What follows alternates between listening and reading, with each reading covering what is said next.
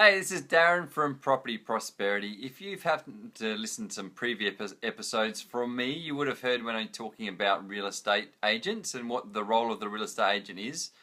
Basically, the role of the real estate agent is to be an expert marketer of the property. So basically, that means getting as many people to come and have a look at the house as possible, and also be an expert negotiator. So once you get these people come there, try and get as many people as possible to put in offers, and then go backwards and forwards and be able to try and get them to pay the highest possible price. Essentially, that's all the agent's job to do. And this is the thing, a lot of people don't necessarily, they see all the other things agents are doing and handing out flyers and, hey John, thanks for joining.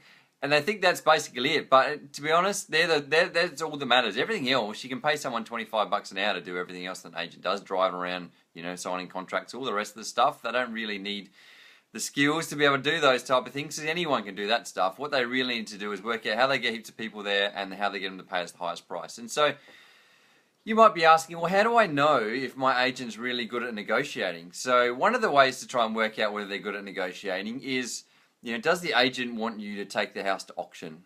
Basically, auction is a way for the agent to be able to outsource the negotiation process. So because the good thing as far as the agent's concerned, they have like a 4-week marketing campaign where they hand out a few flyers and have a few opens, and then quite often nowadays too, they outsource the auction process to another agent or another person who will come in and actually hold the auction.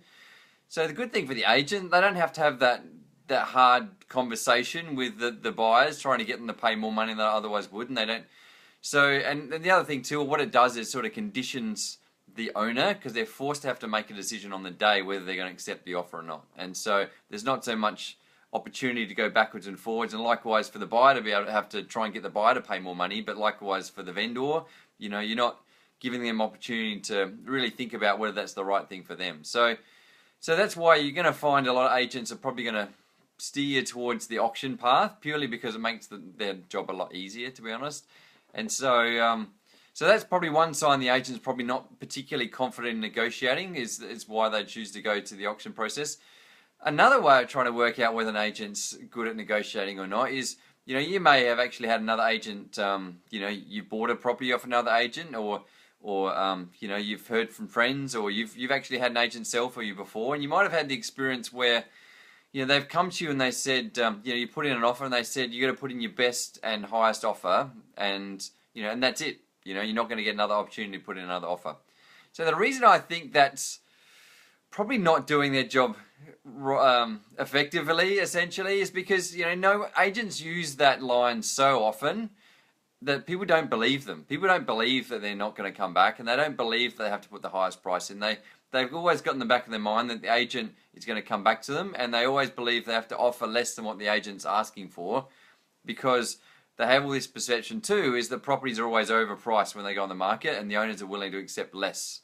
And so agents come in and reinforce that by saying, hey, you've got to put in your highest and best offer, otherwise you're going to miss out on the property. And so then people don't really believe that, because they haven't really had a chance to do the backwards and forwards thing.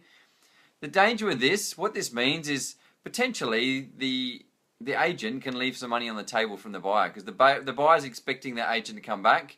And even if the agent is true to their word and they don't come back to them, the reason why I think that's not doing the owners any justice is because you should be going back to everybody. You should be going, I understand why it's easier for the agent just to get the offer and just say, hey, put your best and highest offer in, and then go back to the owner and say, hey, that's it, that's all I could get. But at the end of the day, you're getting paid a lot of money to negotiate on the price of the property, and it's amazing how much difference you can make by just going back and asking that person, are they willing to pay any more?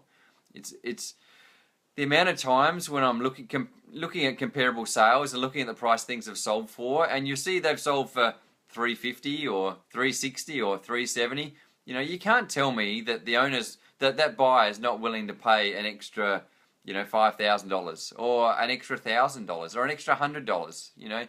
When you're talking $350,000, you can't tell me they wouldn't pay $355,000 or $353,000 or $352,000 or $350,500, because when you see the property sold for $350,000, I always wonder, how much more would that buyer been willing to pay? At the end of the day, even if it's only an extra $100, the job of the agent is to get the highest possible price for the owner. And so that extra $100, they're getting paid to look after the owner. They're getting paid to try and get the highest possible price. So that $100 should be going back in the owner's pocket, not in the buyer's pocket. So that's why, you know, when I see agents just saying, hey, put in your highest and best offer, and otherwise you're not going to get another chance, then for me, it just seems a bit lazy. You know, the agent should be going backwards and forwards. So, and that difference of going backwards and forwards and giving someone else someone another opportunity. You know, I've had experiences in the past. I just sold a house recently where I think the first offer came in at $585, and then I went backwards and forwards and backwards and forwards, and I managed to negotiate them up to $600,000. And then I went backwards and forwards again, trying to get more buyers involved in the process, you know, and then got up to, I think, 610, and I think we finally ended up at 625. So we went from 585 up to 625. So that's an extra, whatever that is, $40,000 just by me going backwards and forwards and backwards and forwards. Yeah, and when you think about it, you know, you might get 10, 15, 20 grand to sell a house. You know, it's not that hard for me to get in my car and drive backwards and forwards a few times and a few more phone calls, just trying to find out whether that's the maximum that person's willing to pay. You know, trying to get more people putting in offers so that, you know, obviously then that person has more people they have to compete against. And so you can sort of see that, you know, the amount of value an agent can create just purely by having negotiating skills. And you know, you don't even have to have that great at negotiating skills. You just have to try a little bit harder. You know, at the end of the day, you know, just by putting a little bit more effort and the thing is, you don't even have to do it in a rude way. When I'm negotiating with buyers, I don't necessarily have to start yelling at them saying, hey, they have to pay more, you have to pay more. I just let them know politely that, you know, obviously the more they offer, the more chance they get of getting the property.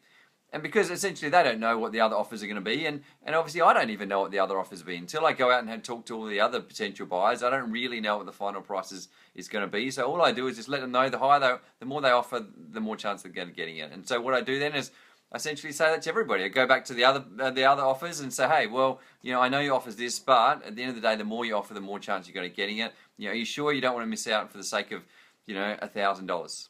You know, and you know when you're talking $600 and something thousand, you know, for the sake of $1,000, you know, they wouldn't want to miss out on it, really. And so, and then you get to the point where, you know, they've added $1,000, you say to them, hey, you sure you don't want to miss out for the sake of $500? And then try again, you know, you sure you don't want to miss out for the sake of $100, you know, because when you're talking that sort of money, it can be the difference. You know, I've had sold a property recently, you know, it sold for $1.3 million, and, over $1.3 million, and I was getting offers where relatively close, and the person that ended up getting the property, they only got it because they put in an extra $10,000 more than another offer was. So you can see in the scheme of things, it's a relatively small amount of money, but that was the difference between getting the property and not getting the property. You know, I've had plenty of other examples where it's a $300,000 property and they've come in at, you know, $301,000, and that was the difference between them getting the property compared to someone else getting the property. So, you know, you can see now why it's really important for the agent to go back to people. And at the end of the day, it's not about the extra $100, to be honest. You know, quite often my owners are going, hey, well, you know, that $100, that's fine. You can leave that on the table. You know, it's not the end of the world if I miss out on that extra $100 from the potential buyer. But the thing for me and what I say to my owners is, it's not about the $100. That $100 in your pocket is not the reason we're doing this. $100 is the reason I'm going back to the buyers, is to make sure we're getting the highest possible price, because that's my obligation. That's what I'm legally bound to do, get the highest possible price for my owners. And until I go back and find out what the maximum is going to be, and even if it is an extra $100, at least I know then that's the maximum that person was willing to pay, and I know that I've done my job correctly. So hopefully that's made sense, and hopefully you understand why, you know, it is a bit of a scam when agents sort of say, hey, put your highest and best offer in, otherwise I'm not coming back. Because that's their job, is to come back, and their job is to get the highest price. And then, you know, it's amazing how often I talk to people that are disappointed because they were willing to pay more money, but the agent never came back to them. They never returned their phone calls, and they found out it's actually sold for less than they were willing to pay for it. You know, and that's money that would have gone into the owner's pocket, and that's money that, you know, that buyer was willing to pay, and they wouldn't have been disappointed about paying more money because they missed out on a property they otherwise would have gotten. So hopefully you can see how it all works, and hopefully it makes sense to you. And if you've liked what I had to say, click on the like button. If you haven't liked it, still click on the like button, because I really appreciate it. And yeah, if you've got a comment about that, if you had a situation in the past where you've missed out on a property, where you would have paid more money but the agent never came back to you. I'd love to hear about it. Or if you've got something you'd like me to talk about in a future episode, I'd love to hear about that too, and I'm happy to have a chat about that. So thanks, guys, and I look forward to talking to you next time. Bye.